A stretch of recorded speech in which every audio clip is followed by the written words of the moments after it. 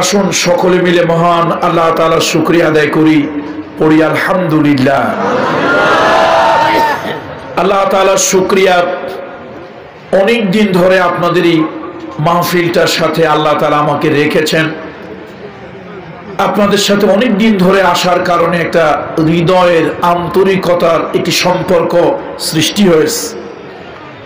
গতকালকে আমার প্রোগ্রাম ছিল রাঙামাটি থেকে দীর্ঘ অনেক লংগধু উপজেলার একদম শেষ প্রান্তে রাঙামাটি পার্বত্য এই জেলা থেকে 1.5 ঘন্টার উপর স্পিড বোট জার্নি করেছি। আপনারা অনেক আগে থেকেই জানেন, প্রথম মাহফিল দ্বিতীয় মাহফিল থেকে আপনারা জানেন আমি মাঝে মাঝে বলতাম যে আমি একটু কোল্ড অ্যালার্জি রোগী, ডাস্ট অ্যালার্জিও কিছুটা সাফার করি। তো আল্লাহ তাআলার ইচ্ছা আর কি, খাইরিহি ওয়া শাররিহি মিনাল্লাহি তাআলা ওয়াল বা'স বা'দাল মাউত। কোনো কিছুতে কোনো কিছুই হয় না আল্লাহ তাআলার নির্দেশ ছাড়া। ওয়া ইয়ামসাসকাল্লাহু বিদুররিন ফালা কাশিফা লাহু ইল্লা হুয়া। আল্লাহ তাআলা চাইলে বান্দার অকল্যাণ করেন, আল্লাহ চাইলে বান্দার কল্যাণ করেন। আল্লাহর ইচ্ছায় বান্দার ক্ষতি হয়, আল্লাহর ইচ্ছায় বান্দার উপকার হয়। এই জন্য সকল অবস্থাতেই বান্দা কল্যাণ চাইবে আল্লাহর কাছে। কার কাছে চাইবে? মিডিয়ার বন্ধুরা অনেক আশা করে দেখছেন, দূর দূরান্ত থেকে কত মিডিয়ার বন্ধুরা এসেছে। আপনারা যখন বাড়ি গিয়ে ঘুমাবেন, মিডিয়ার বন্ধুরা অনেক কষ্ট করে তারা গন্তব্যস্থলে যাবে। এই দিনের কথাগুলো মিডিয়ার বন্ধুরা রেকর্ড করেন, পয়সা খরচ করে তারা মাহফিলে আসেন, রেকর্ড করেন, তাদের চ্যানেলগুলোতে ছাড়েন। খুব যে একটা তারা লাভবান হন, ম্যাক্সিমামই দেখা যায় যে খরচও ওঠে না। কেউ হয়তো এক্সেপশনাল সামান্য কিছু প্রফিট হয়তো তাদের থাকে, কিন্তু এই যে দিনের মাহফিলের জন্য জীবনের ঝুঁকি নিয়ে রাত বেরাত তারা চলাফেরা করেন। মিডিয়ার বন্ধুরা মন খারাপ করবেন না, আল্লাহ তাআলার ফয়সালা। আল্লাহ তাআলা আবার আপনাদের কাছেই ইনশাআল্লাহ তোরাবগঞ্জ হাই স্কুলে বোধহয় আমার প্রোগ্রাম আছে, আল্লাহ যদি সেদিন ভালো রাখেন ইনশাআল্লাহ দীর্ঘ কথা বলবো। আজকে আমি কোরআনুল কারীমের সূরা বাকারার 177 নম্বর আয়াতে মুকাদ্দাসা তেলাওয়াত করেছি। এর উপরে জাস্ট কাটা কাটা কিছু কথা বলে ওমা আলাইনা ইল্লাল বালাগ বলবো। এরপরে আল্লাহর কাছে 2খানা হাত তুলে আমরা যার যার বিদায় হব। দেখুন, আগে আমার চিন্তা ভাবনা একরকম ছিল, ইদানিং আমার চিন্তা ভাবনার কিছু পরিবর্তন হয়েছে। এটা হওয়া অস্বাভাবিক না। মানুষের জীবন 40-এর আগে থাকে একরকম, 40 থেকে 50 জীবনটা থাকে আর এক রকম, 50 পার হয়ে গেলে এবার জীবন হয় আর এক রকম। আমি আমার জীবনের এই বয়সে চিন্তা করেছি, ফজিলতের ওয়াজ অনেক করেছি। কদু খাওয়া সুন্নত, জিলাফি খাওয়া সুন্নত, সুরমা লাগানো সুন্নত, পাগড়ি মাথায় দেওয়া সুন্নত, এরকম অনেক ফজিলত কি কি সওয়াব হয় এগুলো বলেছি। দেখলাম জাতির তেমন কিছু পরিবর্তন হলো না। এখন চিন্তা করতেছি মানুষ পাল্টানো দরকার। কি পাল্টানো দরকার? একটু বলেন তো কি পাল্টানো দরকার? তবে রাজনৈতিক দলেরা যেরকম জ্বালাও পোড়া করে, দেখেন না, তাদের স্লোগান হলো জালো জালো আগুন জ্বালো। আচ্ছা, আগুন জ্বালাইলে শান্তি বাড়ে না অশান্তি বাড়ে? আমরা অশান্তি চাই না, শান্তি দিয়ে সমাজ পাল্টাতে চাই। কোরআন এবং রাসূলুল্লাহর হাদিসের আদর্শিক হাতিয়ার দিয়ে মানুষ পাল্টাতে চাই। মানুষ পাল্টালে সমাজ পাল্টাবে। Man is social animal. মানুষ হলো সামাজিক জীব। আমাদের ভালো হওয়া দরকার। আমাদের কি হওয়া দরকার? যদি আমরা ভালো হই তাহলে সমাজ ভালো হয়ে যাবে। বন্ধুরা আমার, আমি এই কথাটা একাধিকবার বলেছি, আপনারা ইউটিউবে আমার এই কথাটা অনেকবার শুনেছেন। আজকেও বলি, ছাগলের পেটে জন্মগ্রহণ করলে ছাগলের বাচ্চা, ওটা বড় হলে অটোমেটিক ছাগল। গরুর পেটে জন্মগ্রহণ করলে গরুর বাচ্চা বড় হলে অটোমেটিক গরু। বাঘ ভাল্লুকের পেটে জন্মগ্রহণ করলে, শিয়াল হায়নার পেটে জন্মগ্রহণ করলে অটোমেটিক সেগুলি বাঘ ভাল্লুক শৃগাল অথবা হায়না হয়ে যায়। পশুর পেটে জন্মগ্রহণ করে পশু হওয়ার জন্য তাকে কোনো শিক্ষা প্রশিক্ষণ নিতে হয় না। কিন্তু মানুষের পেটে জন্মগ্রহণ করে, মানুষের ঔরসে জন্মগ্রহণ করে, মানুষের ঘরে জন্মগ্রহণ করে মানুষ হওয়া যায় না। মানুষ হতে হয় তাকে কিছু শিক্ষা, কিছু নৈতিকতা, কিছু আদর্শ, কিছু ইথিক্স, কিছু নবস, কিছু নিয়ম কানুন পালন করে এরপরে তাকে মানুষ হতে হয়। সুতরাং মানুষের সন্তান যদি কিছু নীতি না শিখে যদি মানুষ হতে চায়, তাহলে জঙ্গলের হিংস্র প্রাণী আর সমাজের মানুষের সাথে কোনো পার্থক্য থাকবে না। এই জন্য আমি ইদানিং চিন্তা করেছি মানুষ বানানোর একটা মিশন কাজে লাগাতে হবে। এই মানুষের নৈতিক কিছু পরিবর্তন আনতে হবে। আমাদের সমাজে অনেক নৈতিক অবক্ষয় আমাদের হয়েছে। যুবক ছেলেরা মা বাপের কথা শোনে না, নেশার মধ্যে ডুবে থাকে, এটা তাদের নৈতিকতার চরম স্খলন। তারপরে বিভিন্ন মেয়েদেরকে মিস কল দেয়, স্কুলে মাদ্রাসায় কলেজে যাওয়ার পথে ইপটিজিং করে। এগুলো কি বুড়া মানুষ করে না যুবকেরা করে? যুবকেরা করে। তারপরে যুবকেরা অনেক ধরনের অনৈতিক, যেমন সন্ত্রাস, রাহাজানি, চাঁদাবাজি, ছিনতাই, এগুলোর সাথেই মূলত যুবকেরা থাকে। অথচ আল্লাহর কাছে সব থেকে প্রিয় হলো যুবকেরা। বিশ্বনবী মুহাম্মদ রাসূলুল্লাহর কাছে সব থেকে প্রিয় হলো যুবকেরা। আবার মুরব্বীদের একটু বদনাম করব, মুরব্বীদের একটু বদনাম করব, রাগটা করবেন না তো? বাংলাদেশের মধ্যে 2টা জেলার মুরব্বীদের বদঅভ্যাস সব থেকে বেশি। রাগ করেন না প্লিজ। আর রাগ করিয়ে করবেন কি? মারতে তো পারবেন না। চেয়ারম্যান সাহেব যেহেতু আছে, একটা সালিশ তার যদি আপনার পরিষদে দিয়ে দেয় তাহলে তো আপনারা কিছু করতে পারবেন না। 2টা জেলার ব্যাপারে একটু বদনাম করি, এটা অনুমতি নিয়ে করি, তাহলে গুনাহ হবে না। একটি হলো বৃহত্তর নোয়াখালী, আরেকটা হলো বৃহত্তর সিলেট। এই 2 জায়গা আমার, আর ময়মনসিংহের কিছু জায়গা আছে। এই 3 অঞ্চলের লোকের মুরব্বীদের একটা বদঅভ্যাস হলো চায়ের দোকানে গিয়ে 2 টাকার 1 কাপ চা খায়, আধা ঘন্টা 2 ঘন্টা খামাখা আজাইরা পেশাল পারে। কাজের কাজ কিছুই না। এটা বোধহয় আপনাদের এলাকায় নাই এই অভ্যাসটা, আপনাদের অঞ্চলে আছে। সর্বনাশ, মক্কায়ও তাহলে গাধা আছে, আল্লাহ মাফ করুন। নারীদের এখন কিছু দোষ। ঘরের মধ্যে শাশুড়িরা বলে বউ ভালো না, বৌমারা বলে শাশুড়ি ভালো না। মুসিবত। মা বলেন ছেলে আমার আগে তো আপন ছিল, বিয়ে করানোর পরে ছেলেটা আমার পর হয়ে গেল। আবার অনেক সময় অনেক ঘরে পরামর্শ হয়, প্রশংসা হয়, কয় আমি একটা মেয়ের জামাই পাইছি, খুব ভালো। জামাইটা এত ভালো, আমার মেয়ের কথায় ওঠে আর বসে। কিন্তু কপাল খারাপ, এরকম একটা অজাত সন্তান আমার গর্ভে জন্ম হয়েছে, বউর কথা ছাড়া কিচ্ছু বোঝে না। আচ্ছা বলেন তো, ঘুরে ফিরে কোন জায়গায় গেল? কথা একই কিন্তু জায়গা আলাদা আর কি। এরকম যদি বলি, হুজুররাও কিন্তু খুব একটা ভালো না। কেন ভালো না বললাম? ওয়াজ মাহফিল যে সকল আলেমেরা চুক্তি করে ডিমান্ড করে আসে, যাদের জন্য রাস্তায় ঘাটে মারহাবা দিয়া ভিক্ষা চাইতে হয়, আমার মনে হয় ওয়াজ মাহফিল গুলো থেকে এমন হুজুরদেরকে, আলেমদেরকে, বক্তাদেরকে পরিহার করা উচিত। তার কারণ হলো আল্লাহ তাআলার কাছে হালাল যে বস্তু, সেই হালালের মধ্যে আল্লাহর কাছে অপছন্দনীয় হলো ভিক্ষাবৃত্তি এবং তালাক। বলে তাহলে ভিক্ষা না করলে মাহফিল হবে কেমনে? হ্যাঁ, সমাজের কিছু এলিট শ্রেণীর কিছু লোকেরা তারা চ্যারিটি ডোনেশন, তাআওয়ানু আলাল বিররি ওয়াত তাকওয়া ওয়ালা তাআওয়ানু আলাল ইসমি ওয়াল উদওয়ান, ভালো কাজে, নেকির কাজে পরস্পরের প্রতিযোগিতা হবে। তারা প্রতিযোগিতার মাধ্যমে একটি ফান্ড ক্রিয়েট করবেন, সেই ফান্ড ক্রিয়েট হবে, ওলামা ইকরামদেরকে দাওয়াত দিবেন, তাদের কিছু কনফারেন্স আছে, খরচ আছে, লাইটিং, প্যান্ডেলিং, ডেকোরেশন ইত্যাদি ইত্যাদি, এগুলো চলবে। মানুষ কোরআনের কথা প্রাণ খুলে শুনবে আর কোরআন হাদিসের কথা মনোমুগ্ধ মন্ত্রমুগ্ধের মতো শুনে হৃদয়ঙ্গম করে বাড়ি যাবে, ব্যক্তি জীবনে তার আমল হবে, ইমপ্লিমেন্ট হবে। বলুন ইনশাআল্লাহ। তাহলে সমাজে সব জায়গায় কিছু না কিছু খারাপ হয়েছে, আরো এক জায়গায় খারাপ হয়েছে, বলবো না বলবো না?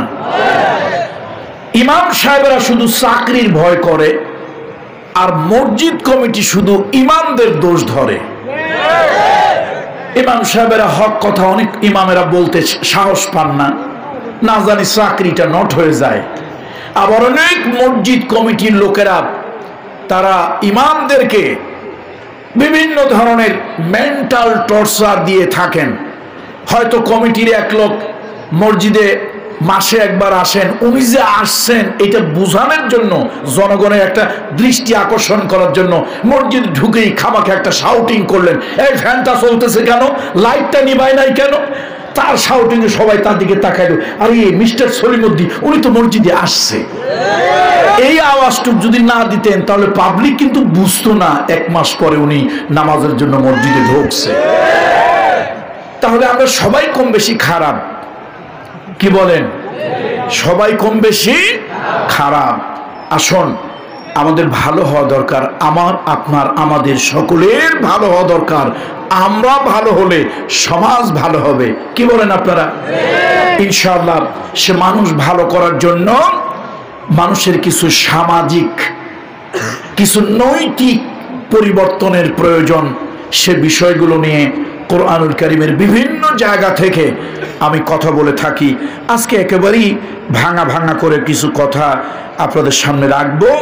আমি যে আয়াতে মুকাদ্দাসা তেলাওয়াত করেছি এটা হলো কোরআনুল কারীমের 2 নম্বর সূরা। সূরাটার নাম হলো বাকারা। বাকারুন মানে হলো গরু, দা কাউ। এখন কিছু কিছু লোকেরা চিন্তা করবে, আরে কোরআন শরীফ একটা দামি কিতাব, সেই কিতাব শুরু হইলো গরু দিয়া। কতগুলা সূরা কোরআন শরীফে? সর্বশেষ সূরার নাম কি? সূরা নাস। যাক, এইটা মোটামুটি চলে। মানুষ, দ্য ম্যান এন্ড ওমেন, দুটো একসাথে। এখন কোরআন শরীফ সূরা ফাতিহা হলো ভূমিকা। শুরু হলো বাকারা দিয়ে, শেষ হলো কি দিয়ে? নাস দিয়ে। তাহলে আল্লাহ তাআলা কোরআনের মতো পবিত্র কিতাব গরু দিয়ে শুরু করলেন কেন? আল্লাহ তাআলা কোরআনুল কারীম এই জন্য গরু দিয়ে শুরু করলেন, মানুষের ভিতরে পশু প্রবৃত্তি, পশু চরিত্র মানুষের ভিতরে আছে। কোরআনের সংস্পর্শে এসে কোরআনের শিক্ষা নিয়ে এই পশু প্রবৃত্তির মানুষগুলো, পশু স্বভাবের মানুষগুলো প্রকৃত মানুষ হয়ে বের হয়ে যাবে। সুবহানাল্লাহ, প্রকৃত মানুষ হয়ে যাবে।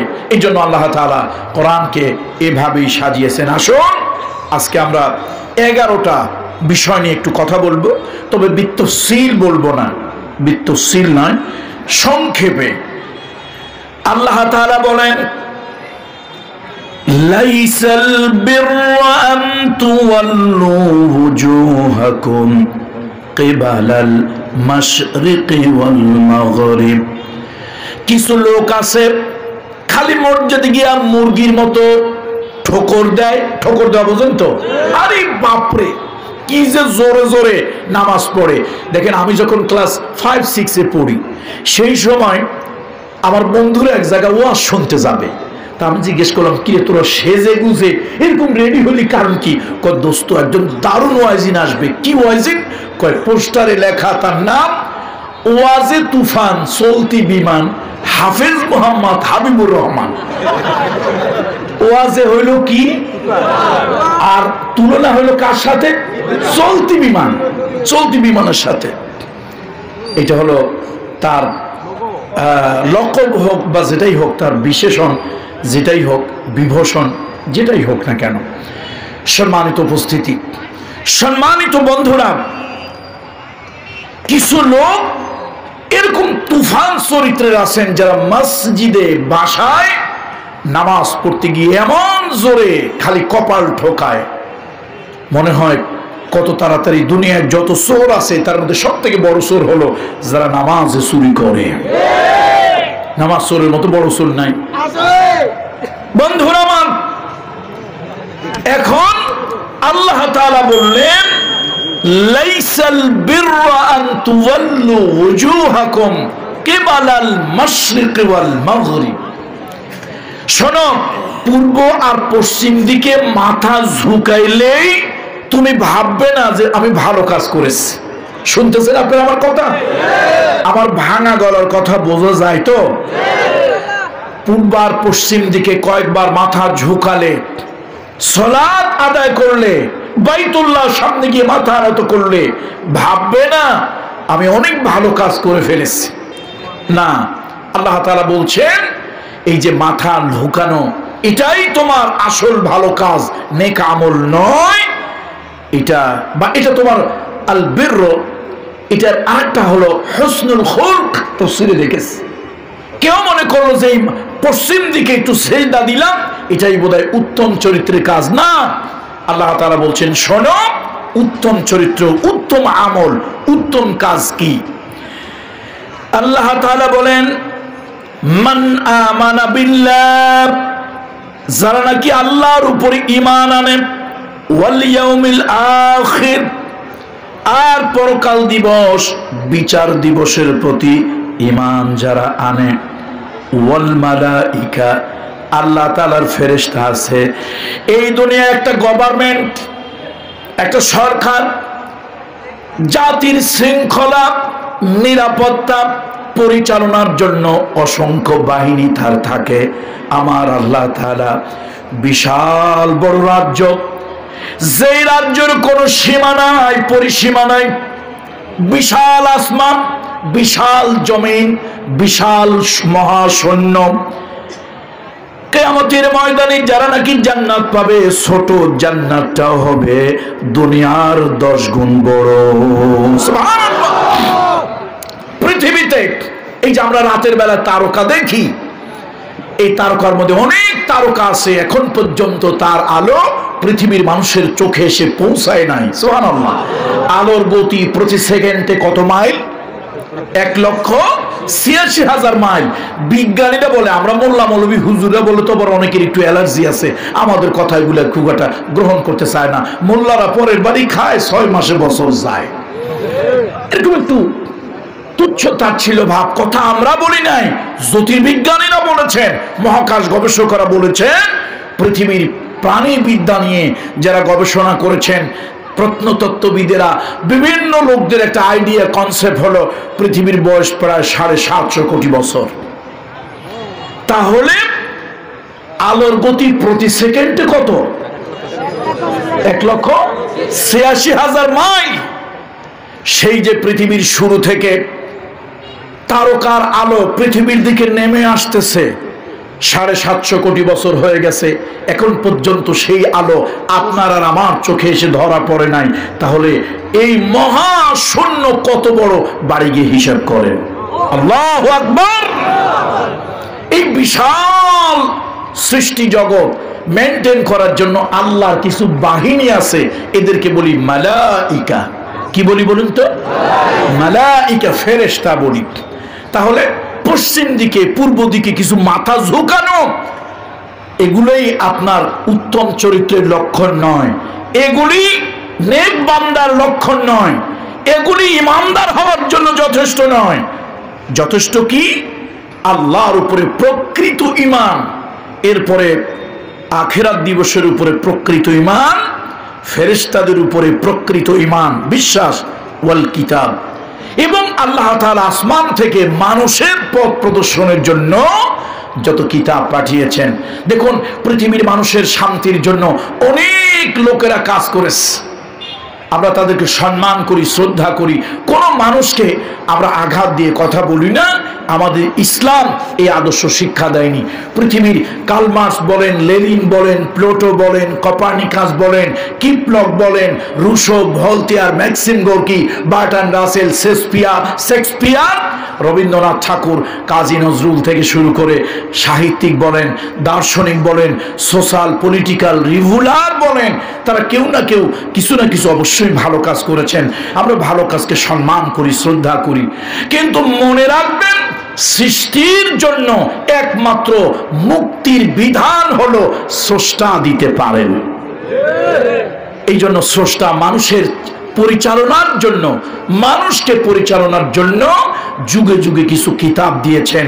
এই কিতাবগুলোর মধ্যে সর্বশেষ এবং সর্বশ্রেষ্ঠ কিতাব হলো আল কোরআনুল কারীম।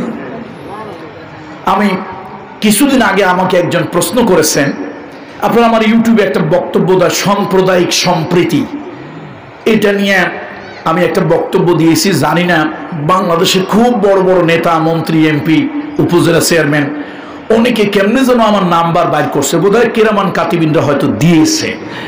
ওনারা আমাকে সমানে ধন্যবাদ দেওয়া শুরু করলেন। দেশে যখন হিন্দু সম্প্রদায়ের উপরে আঘাত চলতেছে, আপনার এরকম একটা বক্তব্যই প্রয়োজন ছিল, এরকম একটা বক্তব্যই আমরা প্রত্যাশা করছিলাম। যাক, ভালো হলো। অসংখ্য লোকেরা, এমনকি শুনতে পারলাম কিছু গায়ক যারা সিঙ্গার, গান গায়, ওরাও নাকি আমার এই বক্তব্যটাকে, অনেক হিন্দু সম্প্রদায়ের লোকেরা আমার এই বক্তব্যটাকে তারা শেয়ার করেছেন। সম্মানিত বন্ধুরা, যে কোনো ধর্মের লোকদেরকে আমরা সম্মান করি, তার কারণ ইসলাম অন্য ধর্মের প্রতি আক্রমণ করা, অন্য ধর্মের দেবালয়, উপাসনালয় আঘাত করা, অন্যের ধর্মের লোকদের ধর্মীয় অনুভূতিতে আঘাত দেওয়া, এটা আমার ইসলাম আমাকে শেখায় নাই, আমার নবী মুহাম্মদ রাসূলুল্লাহ আমাকে শেখায় নাই। বন্ধুরা আমার, দুনিয়ায় যত ধর্মগ্রন্থ আছে, সব ধর্ম এবং ধর্মীয় গ্রন্থের উপরে সম্মান নিয়ে বলবো, কোন ধর্মগ্রন্থে মানুষের জীবনের জন্য বিস্তারিত কথা কোথাও লেখা নাই।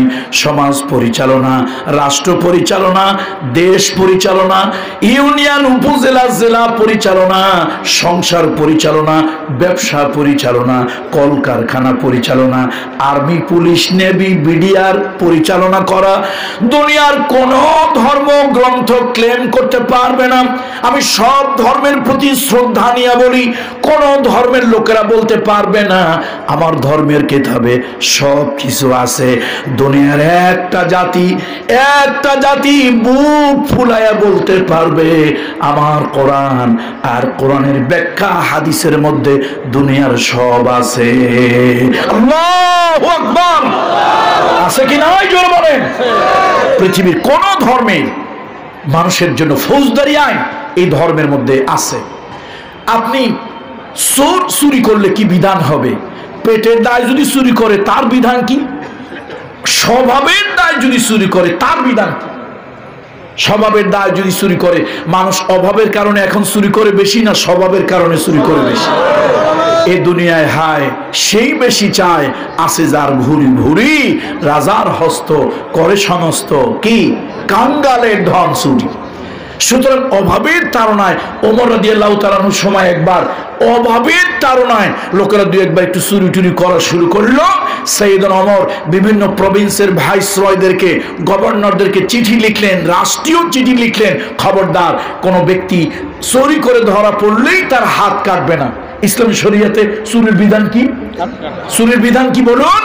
এটা ফৌজদারি দণ্ডবিধি অ্যাক্ট, কিন্তু এখন এটা করবে না কেন?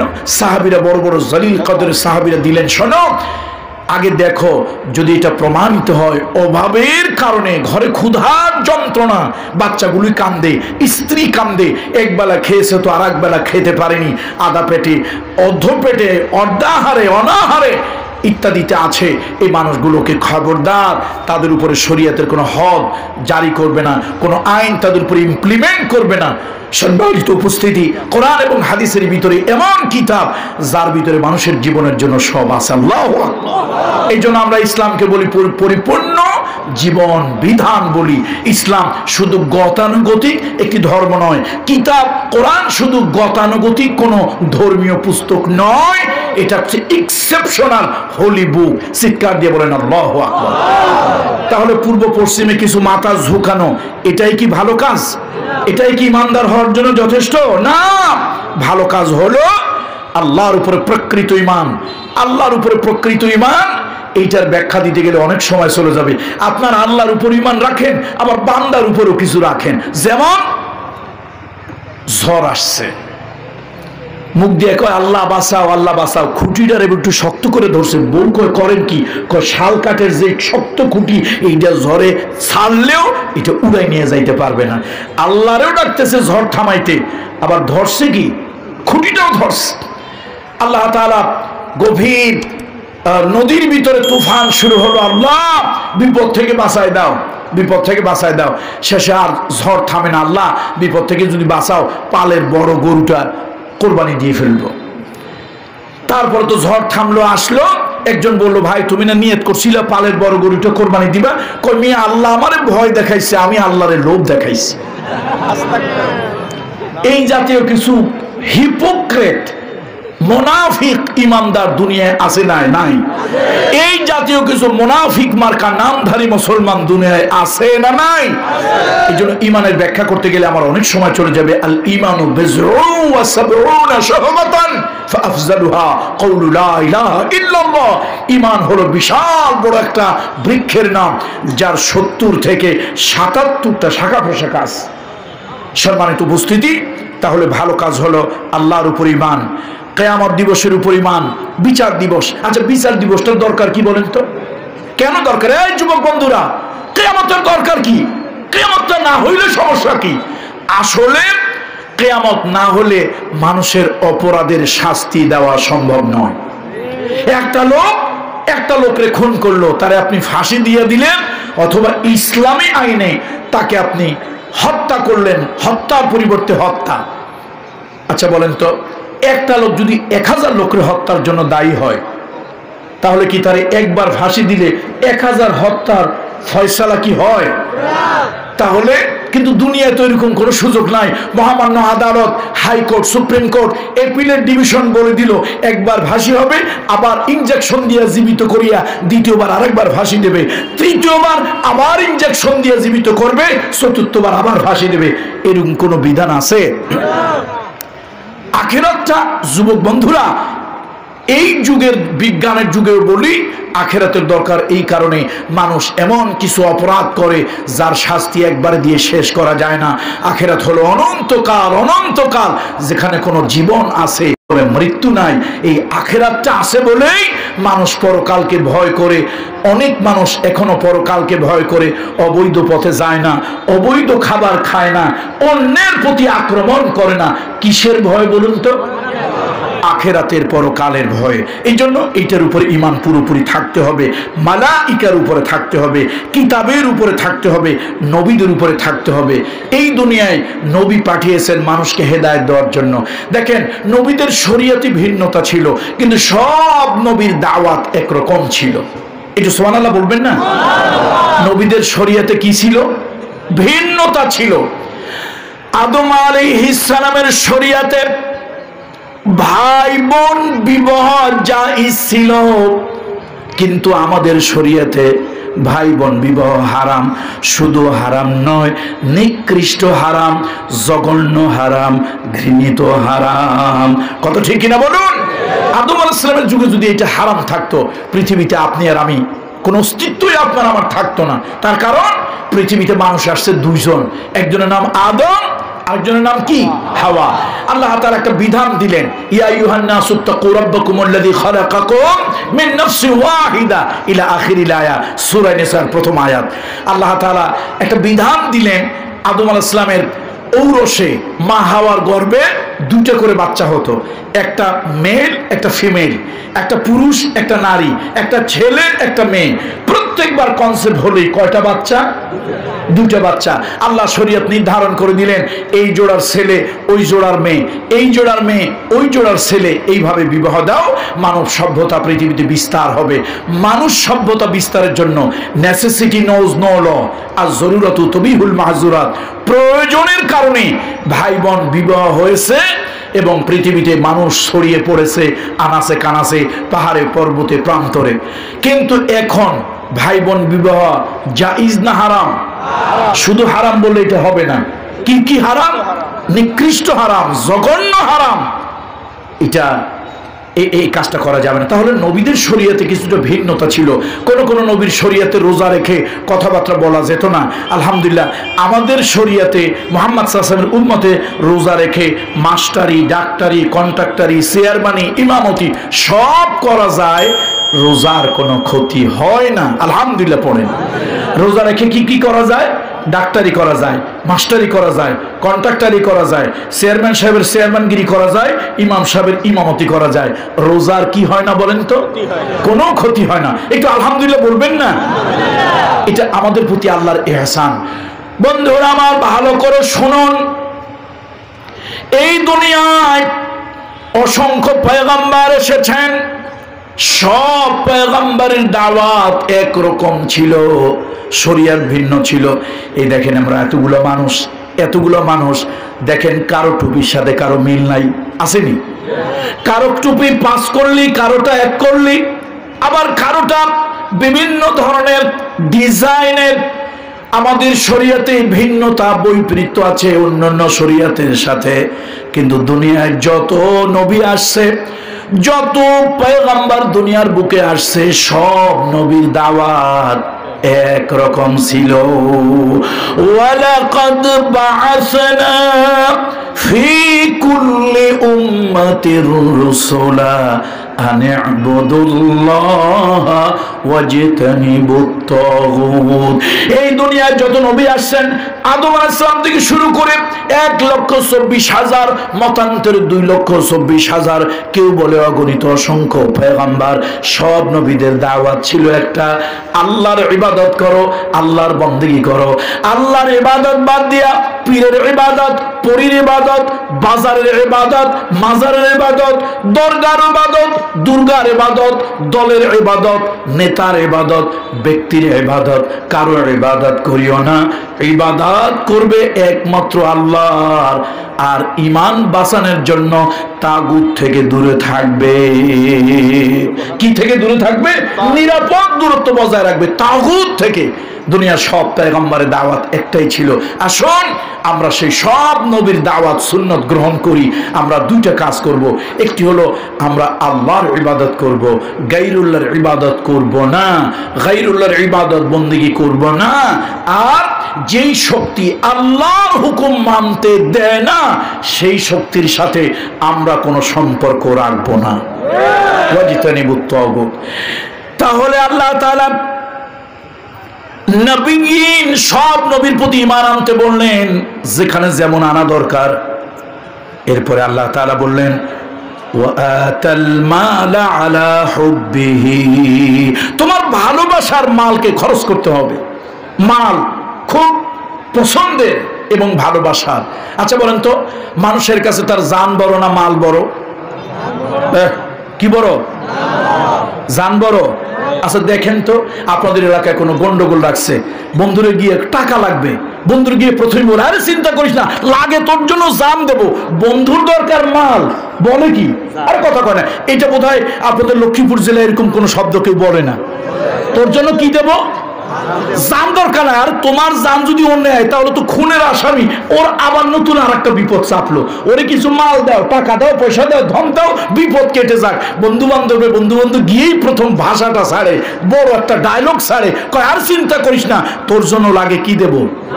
তাহলে বোঝা গেল মানুষ বড় চালাক। কি দিতে চায়? কথা বলে না, জনগণ কথা বলে না। দিতে চায় না কি? মাল দিতে চায় না, জান দিতে চায়। আল্লাহ কিন্তু জানের কথা আগে বলে নাই, আল্লাহ আগে মালের কথা বলেছে। শোনো, ভালো মানুষ হতে গেলে শুধু পশ্চিম দিকে মুরগির মতো কয়েকটা সেজদা ঠোকা মারলা ওইটা না, কি করতে হবে? ওয়াআতাল মাল আলা হুব্বিহি, যে ভালোবাসার মাল ব্যয় করতে হবে। কোন জায়গা? তা আবার 3টা ক্রাইটেরিয়া, 3টে জায়গা, 3টে স্টেজ বলে দিয়েছেন। যাউল কুরবা ওয়াল ইয়াতামা ওয়াল মাসাকিন ওয়াবনাস সাবিল, 4টে জায়গা বলছে।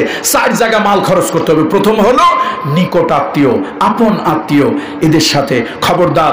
মায়ের পেটের ভাইয়ের সাথে ভালো সম্পর্ক রাখবেন, বাবার ভাই চাচা, চাচার সাথে ভালো সম্পর্ক রাখবেন, বাবার বোন ফুফু, ফুফুর সাথে ভালো সম্পর্ক রাখবেন, মায়ের ভাই মামা, মামার সাথে ভালো সম্পর্ক রাখবেন, মামার মায়ের বোন খালা ভালো সম্পর্ক রাখবেন। এই রক্তের সম্পর্কগুলো যে কারণে নষ্ট হয় তার অন্যতম কারণ হলো ধন সম্পদ। কথা ঠিক কিনা বলেন? ভাই বড় ধন, রক্তের বাঁধনে যদিও ছিন্ন হয় সম্পদের কারণে। ধন দৌলত বাপের ভাগাভাগি নিয়ে ভাই ভাই আলাদা হয়ে গেছে, চাচার সাথে সম্পর্ক নষ্ট হয়ে গেছে, ফুফুর সাথে সম্পর্ক নাই। আমার বন্ধুরা, আত্মীয়তার সম্পর্ক বজায় রাখা, যারা নাকি আত্মীয়তার সম্পর্ক ছিন্ন করবেন, আল্লাহ নবী বলেছেন আল্লাহর আরশের সাথে তারা সম্পর্ক ছিন্ন করলেন। নাউযুবিল্লাহ।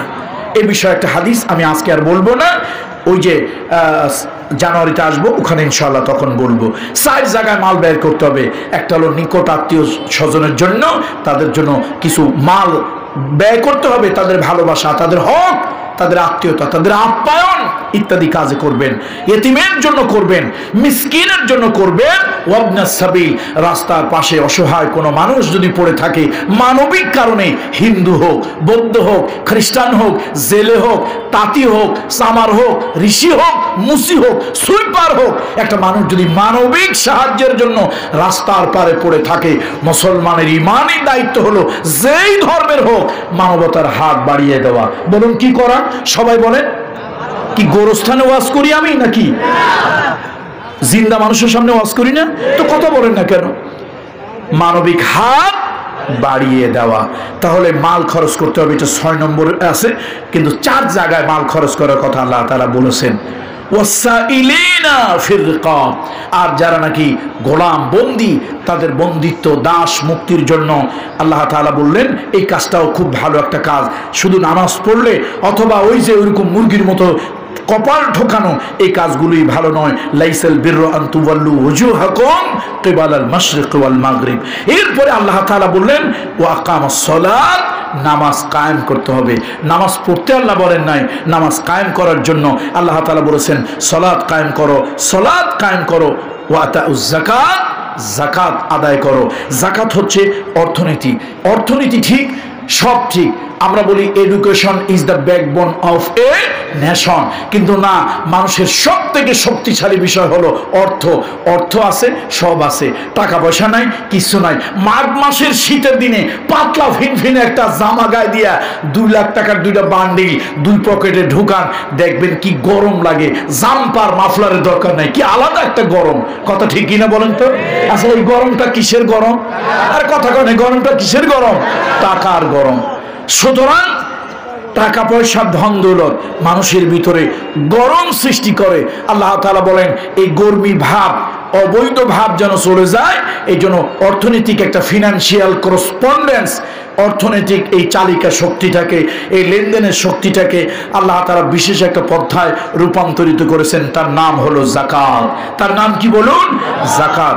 এরপরে অল মুফুনা বিআহদিহিম ইযা আহাদ, যখন কারোর সাথে কোনো ওয়াদা করবেন সে ওয়াদা রক্ষা করবেন। আমার ভাইরা, যার সাথে ওয়াদা দেন ওয়াদা রক্ষা করবেন। আহারে, কত মানুষ ইলেকশন আসলে বোঝা যায় ওয়াদা কাহাকে বলে। ইলেকশন আসলে বোঝা যায় ওয়াদা কাহাকে বলে। ভোট কিন্তু একটা দিছে 13 জন রে। কথা কয় না, কয়জন রে দিছে? 13 জন রে দিছে। তোমারই দেবো, আরেকজন কার তোমার ছাড়া কারে দেবো? আরেকজনকে কিছু টাকা পয়সা দেও, বিপদের দিনে কিছু খাওয়াও, তোমার দেবো না। এই কাজটা করবেন না। যাকে কোনো ওয়াদা দেন সে প্রতিশ্রুতি পালন করতে হবে। ওয়াদাটা বড় কঠিন জিনিস। কোরআনুল কারীমের মধ্যে একাধিক জায়গায় আল্লাহ তাআলা ওয়াদাকে পালন করার জন্য বলেছেন। ওয়াদা খেলাপকারী মস্ত বড় কঠিন গুনাহের অধিকারী।